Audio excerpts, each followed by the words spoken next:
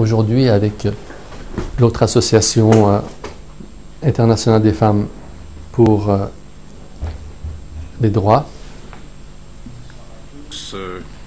Mesdames et messieurs et Thank chers you. amis, vous l'avez dit, la Fondation France Liberté Daniel Mitterrand entend s'associer avec les 5 autres ONG qui organisent cet événement pour informer, certes,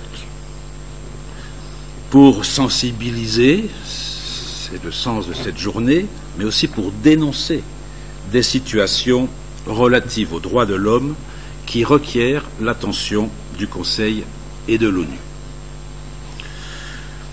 De même, France Liberté entend aussi plaider le droit à la vérité pour les familles tragiquement frappées, que le manque de coopération manifeste des autorités iraniennes avec les instances internationales diffère délibérément. Ceci est à dénoncer. Mais pourquoi aujourd'hui? Déjà, notre attention aurait pu être attirée et mobilisée il y a 15 ans, lorsque, en 2001, le Sunday Telegraph mentionnait déjà un décret, la fatwa, de 1988, qui avait coûté la vie à 30 000 personnes. On le savait déjà en 2001. Ce chiffre a été confirmé en 2004. C'était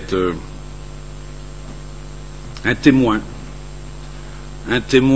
sous un pseudonyme, un témoin de ces massacres qui en parlait dans un journal canadien.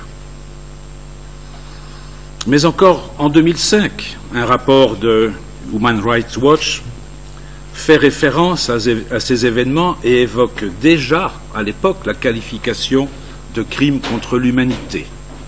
2005.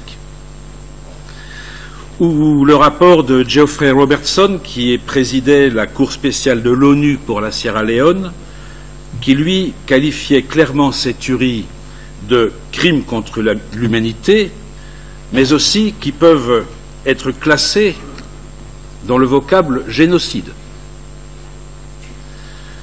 En septembre 2013, la Fédération internationale des droits humains, la FIDH, qualifiait à son tour les événements de 1988 d'exécutions extrajudiciaires et arbitraires et de crimes contre l'humanité. Malgré cela, le massacre et le génocide de 1988 se poursuivent encore de nos jours. Cela a été rappelé. En témoigne l'exécution de 25 sunnites le 2 août dernier. Que faut-il attendre encore? Davantage de preuves? Davantage de morts qui, si je le comprends bien, ne sont pas des preuves? Et aujourd'hui, ce side event revêt une importance primordiale, car depuis ce 9 août dernier, 2016, un document confidentiel, vous le savez, enregistré sur cassette audio, d'une réunion tenue le 15 août 1988 entre l'ayatollah Hossein Ali Nahiri, des membres du ministère de la Justice et des membres du renseignement iranien, a été rendu public après 28 années de secret. D'abord, ce document confirme officiellement les faits, c'est-à-dire les exécutions qui ont débuté en Iran dès 1981. Et cette confirmation vient de la voix même de leurs auteurs. Et ce document établit aussi au grand jour l'implication personnelle de responsables de l'époque qui, aujourd'hui, exercent de hautes responsabilités dans l'appareil d'État en Iran, notamment dans le domaine judiciaire. Aujourd'hui. Il en est ainsi de l'actuel ministre de la Justice, qui, interrogé d'ailleurs sur ces faits, assume sa fierté d'avoir exécuté un commandement divin contre les ennemis de Dieu. Cela rejoint une vidéo antérieure envoyée clandestinement à Ban Ki-moon de l'intérieur même de la prison par Reza Malek, ancien haut responsable du ministère du Renseignement, et qui révélait qu'en quelques jours, il chiffrait à 33 700 personnes qui ont été exécutées pendant les massacres de 1988. Alors il faut sans doute dire qu'il est urgent de considérer tous ces éléments comme étant ceux qui permettent aujourd'hui, peut-être, j'espère, nous le souhaitons, de mettre un terme à cette attente insupportable.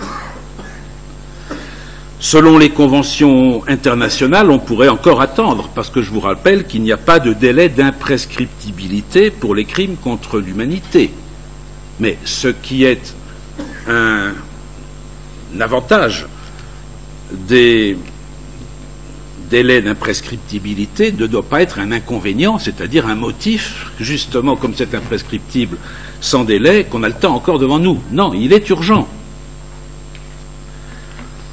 Il est urgent et de la responsabilité de la communauté internationale, dont le Conseil des droits humains et le Conseil de sécurité, de se charger de ce dossier et de déférer leurs auteurs devant la justice.